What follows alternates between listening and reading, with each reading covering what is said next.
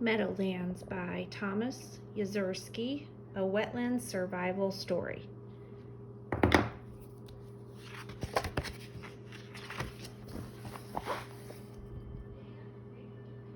From the top of the Empire State Building in New York City, you can see a flat, wet place in New Jersey. Some people think it's just smelly swamps. Others think of it as where the airport or malls or stadiums are. Most people think it's not much of a place at all. This place is called the Meadowlands.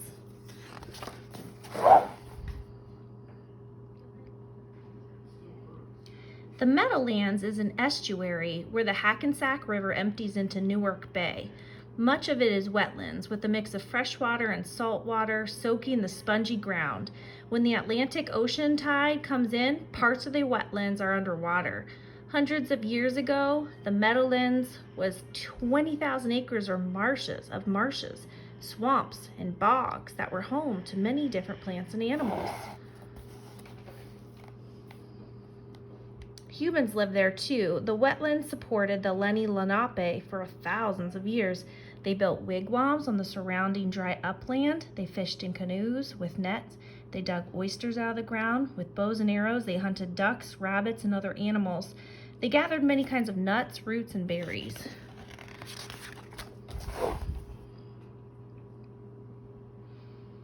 Dutch ships first sailed into the Meadowlands in 1609. The explorers found an abundance of animals they could hunt for furs to sell back home.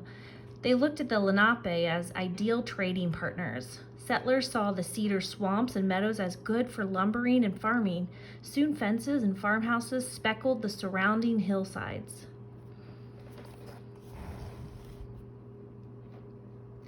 Through the 1800s, loggers cut down the Meadowlands trees.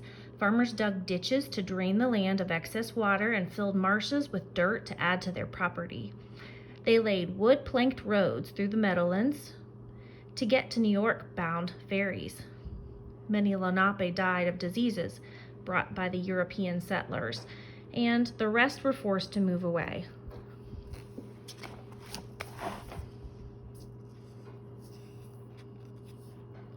By the mid-20th century, the Meadowlands had been diked, dammed, and drained to control mosquitoes and drinking water. Plank roads had become highways, railways, and runways. Trucks and trains crossed the Meadowlands to ship goods from ports on Newark Bay and the Hackensack River.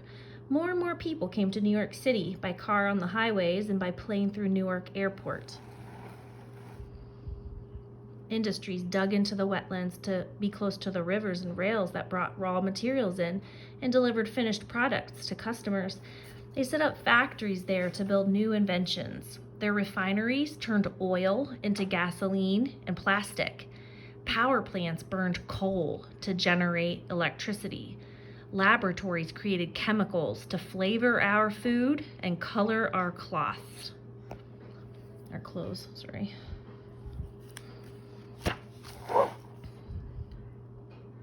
People working in the Meadowlands and living nearby used the wetlands as a wasteland. Factories poured chemicals into the Hackensack River. Towns along the river poured sewage into it and dumped garbage into the marshes. Cars, trucks, planes, and the factories blew smoke into the air. The garbage dumps grew into trash mountains. Methane gas from the trash exploded and burned.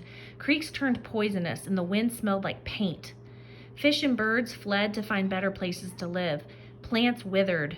By the 1960s, there were only 11,000 acres of wetlands left in the Meadowlands.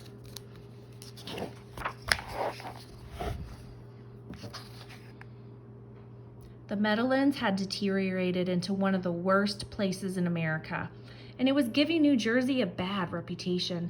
The state government decided to turn the wasteland into a center for housing, shopping, and entertainment. While protecting parts of the wetlands, in 1969, the state began to close the landfills and stop chemical dumping. Once the region started looking and smelling better, developers moved in. They covered the landfills with more wetlands, with dirt and debris. On top of that, they built big stores, giant stadiums, houses, and apartments. In 1985, there were less than 7,000 acres of wetlands left in the Meadowlands. But even after being dug out, filled in, run over, and dumped on, the wetlands still showed signs of life. The Hackensack River still flowed south. The tide still rose north from the Atlantic Ocean. The river and tide still met in the Meadowlands twice a day, as they had for 10,000 years. Because they did, the ecosystem had a chance to recover. All along, the river carried little bits of dirt and dead plants called detritus from the hills. The tide brought in little bits of plankton and algae from the Atlantic Ocean. As they pushed against each other and slowed down, the river and tide dropped their bits to the bottom of the marsh. Fresh muck piled up every day. When chemical dumping stopped, the muck could slowly filter pollution out of the water and bury it under layers of new muck.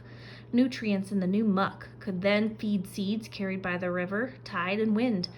The seeds grew into grasses and reeds, which also helped to filter chemicals from the water. Less pollution also meant the swirling freshwater and saltwater had more oxygen to add to the little bits of plankton, algae, and detritus. The oxygen helped bacteria in the water break down the mix into a nutritious soup for snails, worms, and insects. The reeds rattled and ticked, and the wetlands buzzed with millions of bugs. The river and tide helped heal the Meadowlands, slowly filtering out poisonous chemicals, absorbing oxygen, and feeding plants to microorganisms. Tough little mummichogs survived the worst pollution, and now they have cleaner water and more small prey to eat. Healthy populations of small fish attract bigger fish, which come from the cold ocean during high tide to hunt the small fish and to lay their eggs in the warmer, calmer marsh water. Among the cozy grasses, their young are safer from the even bigger fish that might eat them in the ocean. When they have grown old enough, they ride the river current back to the sea. When the tide starts to fall again, the river and creeks begin to shrink. Fish must flee to deep water or they will be trapped in shallow puddles. The falling tide is also like a rising curtain, exposing the muddy banks of the river and creeks and revealing more creatures that are thriving again in the Meadowlands. This is the chance for the fiddler crabs to dance. Each male fiddler has one big clumsy claw he waves back and forth, back and forth. He taps his pointy feet so quietly only the female fiddler crab can hear him. If she likes his performance, she will follow him home to her burrow in the mud. The waterline flickers with rows of hundreds of yellow claws. At low tide, the salt water slides all the way back to the ocean. Creeks and puddles disappear, revealing mud flats, black soil 10 feet deep, stretching as far as the eye can see. Worms, snails, and fish that didn't reach deeper water have nowhere to hide. The table is spread for shorebirds to feast. Yellow-legged sandpipers skip across the top of the mud flats. They chase insects on long legs and wide feet, or they pick for worms, snails, and fish with their pointy beaks. They don't mind the trains and planes as long as the Meadowlands provides them with enough food. Before the mud flats begin to dry out, the tide rolls back to the cover and cover them up again. A ruddy duck's nest floating on the water rises with it. Woven into plants growing in the water and riding on the tide, the nest always stays hidden. A silky lining of feathers keeps eggs safe and ducklings warm. Stiff, dry reed stems from sturdy walls. The mother ruddy duck likes a spot with crowded reeds, just off the shore and out of reach of raccoons that might steal her eggs. There are places for all kinds of homes scattered among the railroads and parking lots. With less pollution and new food sources, the Meadowlands is attracting more birds back to its wetlands. At high tide again, fish swim freely throughout the marsh. With larger fish now able to survive in the Meadowlands, the great blue heron and other birds of prey are spotting them from the sky. Birds migrating from Canada to the Caribbean islands can find enough food to sustain them during their 1,000-mile journey. Most birds of prey that lived here until the 1940s disappeared when pesticides weakened the shells of their eggs and there were too few trees for building nests. They have now slowly returned thanks to the Meadowlands' most powerful species, humans. People in the Meadowlands have changed their views of their habitat. Karen is on a field trip with their class to the salt marsh. With her dip net, she catches 3 mummichogs and 10 grass shrimp.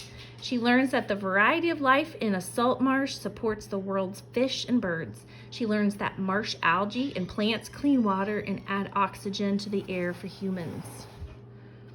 Karen's teacher explains the other ways marshes help humans, like soaking up floodwater and keeping soil from washing away. Karen also learns how to take care of the wetlands. When she gets home, she'll recycle more and use less of everything, so less waste is dumped in wetlands. She'll teach her family to conserve energy, to create less air pollution. Karen is not only alone in helping the Meadowlands. Activists raise awareness about pollution and development of the wetlands. Federal, state, and local governments force polluters to clean up their mistakes and help restore wetlands. Businesses use cleaner manufacturing methods and sponsor conservation efforts.